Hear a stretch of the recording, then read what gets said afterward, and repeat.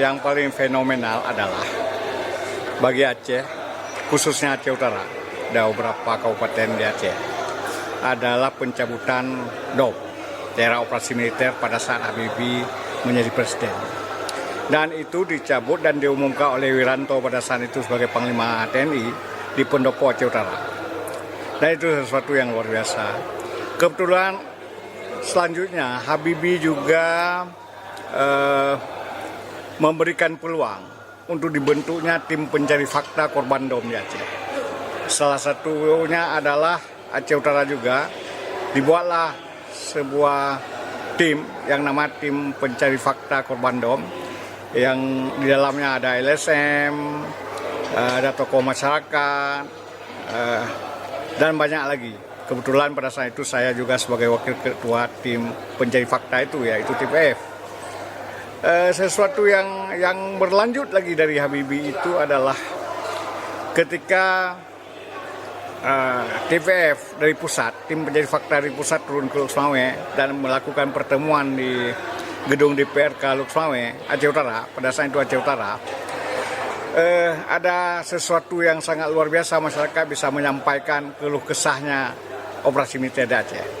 Salah satu yang paling fenomenal adalah ketika seorang anak 12 tahun pada saat itu bernama Yusuf menceritakan bagaimana kejadian orang tuanya dikuliti oleh militer ketika DOM berlangsung.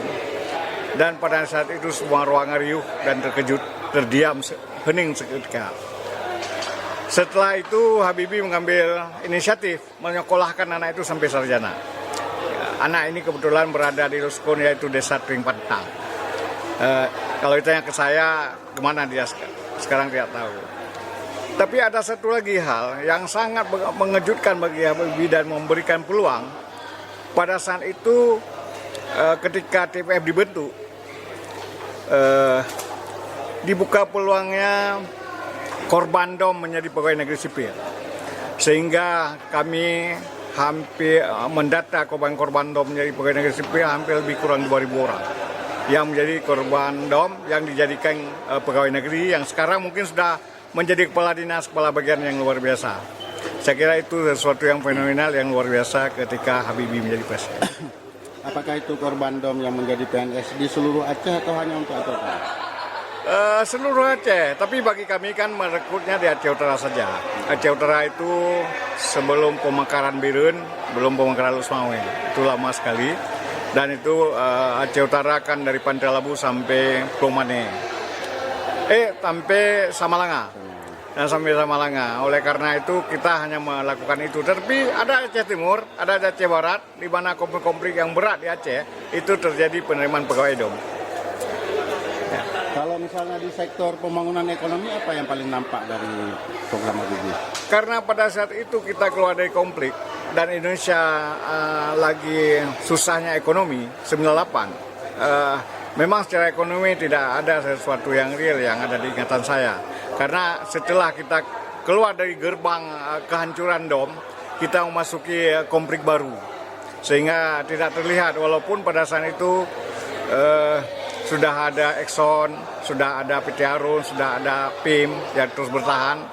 Tapi yang sisi lain kita tidak melihat. Hanya ada dari data yang didapat tim pencari fakta itu kemudian memberikan diat.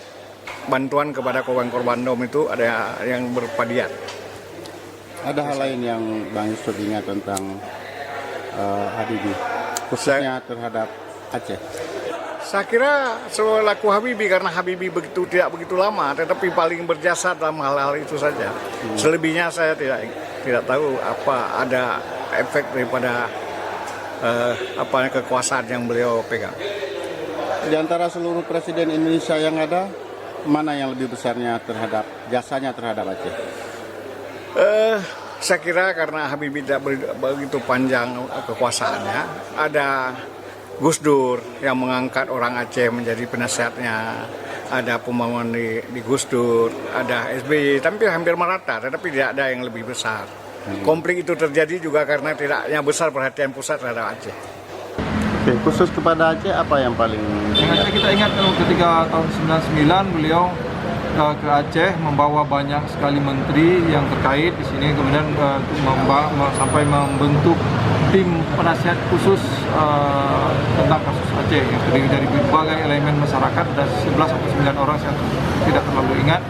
Dan pada saat itu beliau langsung menjumpai masyarakat Aceh dan berdialog apa sebenarnya yang diinginkan oleh masyarakat Aceh. Nah, implementasi dari kedatangan beliau ini sampai lahirnya Undang-Undang nomor 44 tentang penyelenggaraan keistimewaan Aceh tahun 99. Ada hal lain yang Lainnya beliau kan melihat apa sih sebenarnya yang ingin dibutuhkan oleh masyarakat Aceh.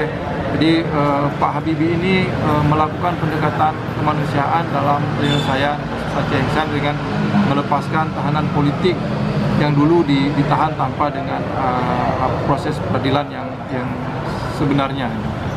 Tapi adakah dampak buruk dari pembebasan tahanan politik itu, khususnya berkembangnya perlawanan daerah ke Jakarta? Nah, ini kan dulu kan karena di masa Orde Baru kan ada salah urus terhadap Aceh, dan beberapa orang yang ditahan sebenarnya kan meskipun ada proses peradilan, tetapi proses peradilan yang di masa itu kita tahu memang peradilan yang